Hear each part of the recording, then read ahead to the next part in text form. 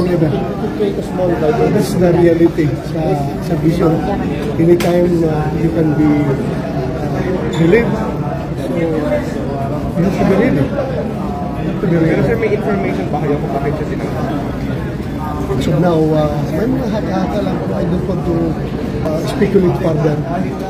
Bahala na. Kung sila na, ang kanyang dapat ang magbigay ng paliwanag. Bakit? So, hintay na lang natin. Sir, na dapat gawin ng PNP para hindi ma-apektuhan yung moral ng mga pulis? Siya nangyari. Ito di sanay na ang PNP dyan. Yung mga mabilis na turnover ng liderado. Sanay na ang PNP dyan. As PNP as an organization is very flexible. You can adjust, adapt to the unexpected na pangyayari. Sir, yung umabuso daw si General Flores.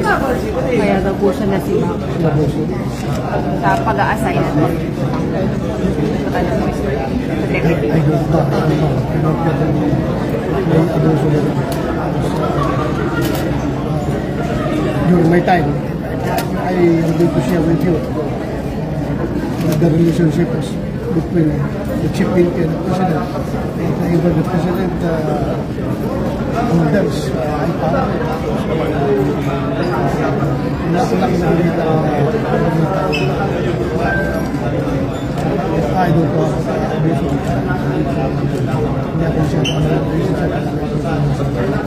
Sir, what do you think? General Nartates. General Nartates papalik. Ano po pagkakilala niyo kay General Nartates? Next week. Next week. Asahan niyo, he is an official gentleman. He is the last of the Mohicans. The last of the Mohicans. Last 92. Sir, hindi pa yun, yung ginawa ni General Nartates, hindi ba parang pang-bypass yun? Parang i-active daw ang district. Bawal ba yun, sir? Ginawa niya? Because the power to appoint undesignated officers to different positions lies with the chief PNP. It's possible. Pero hindi nyo ginawa yun, sir? But of course with the clearance of Malacanang. So, clearance of Malacanang. I was given the mantle of authority to the then President Duterte. You decide whatever you deem fit for the organization, you do it. Hindi mo sabi sa akin yung Duterte.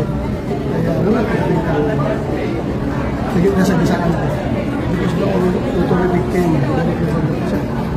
Sir, ang sabi ni Senator Lacson, ang information niya, kaya sinibak si General Torres because he went beyond his authority, meron siyang sinibak clearance ng Malacanang.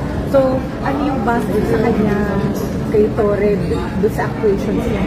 I don't know. If he did it without the clearance of Malacanang, then maybe meron siyang nasa doon sa sabi during my time, nag-declare ako sa Malacanang na provinsan, mabilisan ang kailangan aksyonan kaagad. Nag-issue ako ng order ng letter o na-just inform Malacanang. Ito yung ginawa ko. So, parang ano, sir? Reservatory ng mga Well, as I've said, expected na yan. Expected yan sa servisyo. You can be relieved anytime. Mga functus officio. You are good when the need exists. Pero sir, sabi niya, nag-meeting daw kayo na nagpunta siya dito. Ano yung napag-usapan niyo, sir? Nag-meeting daw kayong dalawa? Pumunta sa opisina. Ano po yung sinabi niya kayo, sir? I just give him my piece of advice as former chief PNP. pag-relieve, sir, wala na yung benefits, tsaka retirement. Andyan pa rin. Relief is just routine function ng organization niya. Kahit na you are relief purpose, if you are not facing administrative criminal cases, then andyan lahat ng yung mga benefits. But in this case, is very unique because he still has more than 1 year to go before his mandatory retirement age of 56. So nasa kanya yan if he doesn't give up his rank, his 4-star rank, ay pwedeng ang chief PNP o yung magiging acting chief PNP is hindi nga 3-star rank. Because andyan pa yung hindi pa retired yung 4-star rank holder. Because according to the law, there should be only 1 4-star rank in the Philippine National Police, and that is the chief PNP. Ngayon na siya ang chief PNP, siya binigyan ng 4-star rank, hindi pwedeng magkakaroon ng 2 4-star. So, pa-retire muna siya bago mag-4-star yung i-appoint na bagong chief PNP. So, ang magiging PNP chief 3-star. Ano na siya? Si Torre, after that, He can be assigned with the office of the chief PNP in a floating status. So, floating status, for accounting purposes, dyan ka lang sa office of the chief PNP kasi you are still receiving salaries and remuneration of the government. So, kailangan ma-account ka, and in order for you to be accounted for, you have to stay with the office of the chief PNP. Until he retires, sir.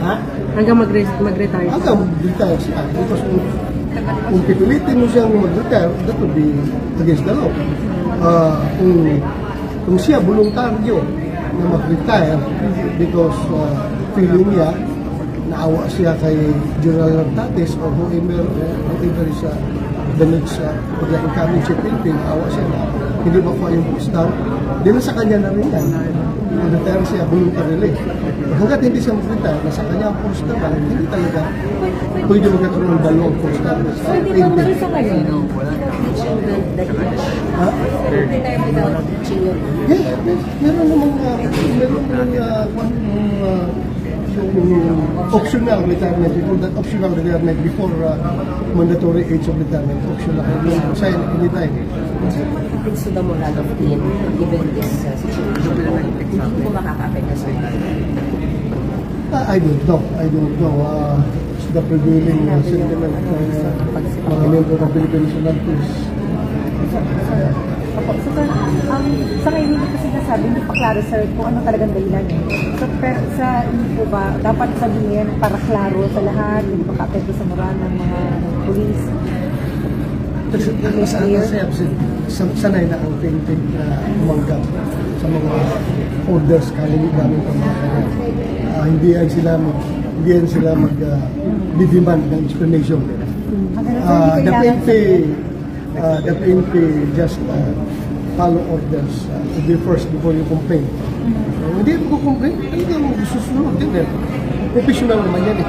Orders, legitimate orders naman yung nagagaling sa mga kanyang napalitan at si PNP. So, the PNP as an organization, sanay na yan mag-adapt at talaga susunod yan. So, kahit na hindi sabihin ng Presidente at dahilan sa pagsibak. Ano na? Kahit hindi sabihin ng Presidente o ng Malacanang yung reason ng pagsibak kay General Torres. Well, prerogative na yan. Ako lang, kung magbigay siya ng rason. Otherwise, pwede naman niya sabihin na that is regular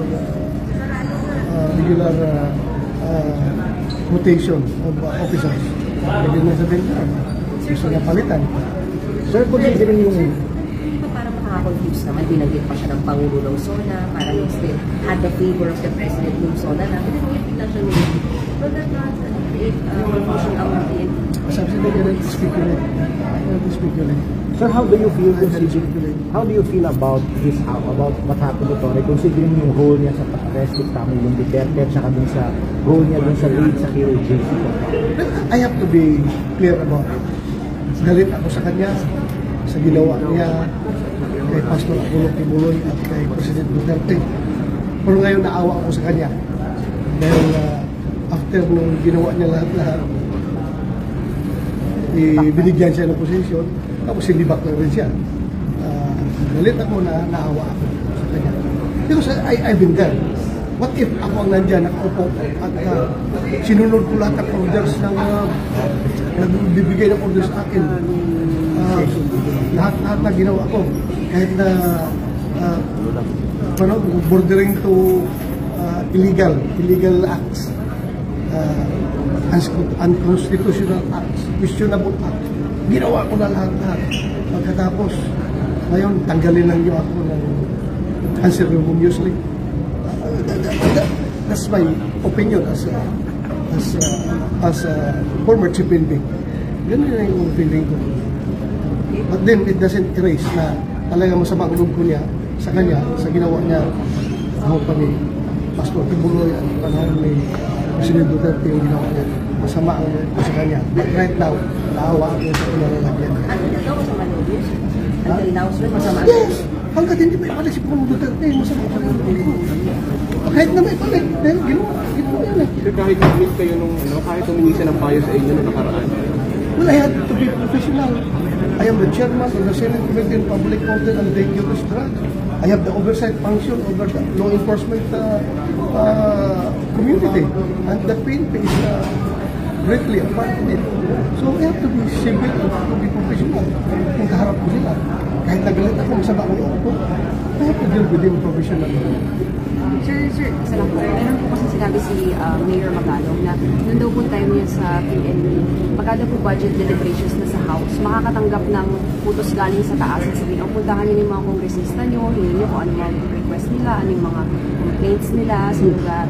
Meron po ba kung experience na gano'n, sir? O may inutos kayong gano'n during your time as Chief PNP? Well, expected yan. Expected yan dahil nga gusto natin na smooth sailing yung budget deliberation, lahat ng mga parochial concerns ng mga people who are who will the power of the purse. You have to meet their expectations.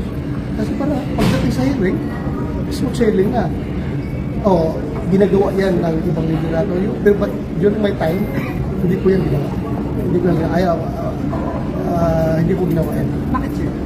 Kasi open naman sila magsabi sa akin, mag-communicate sa akin, yung mga congressman at mga senador, kung may kailangan sila na mga parochial concern sila, nag-text mo sa akin. So, hindi ko ginawa.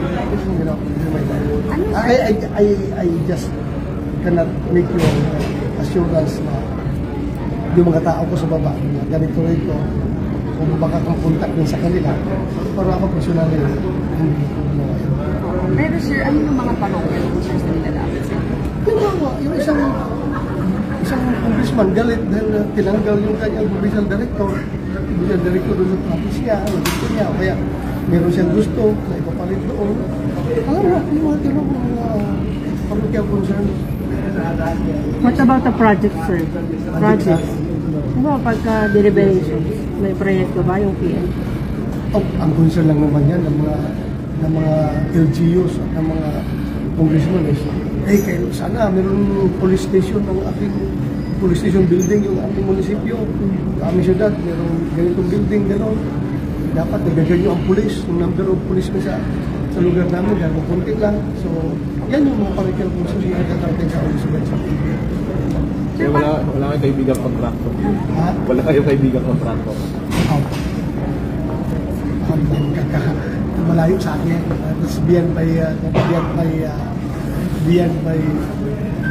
law enforcement man ako, hindi man ako nasa construction business. Thank you, sir. Salamat po. Anong kinain mo kay General Torre? Baka Secret! si Bak sinunod. Baka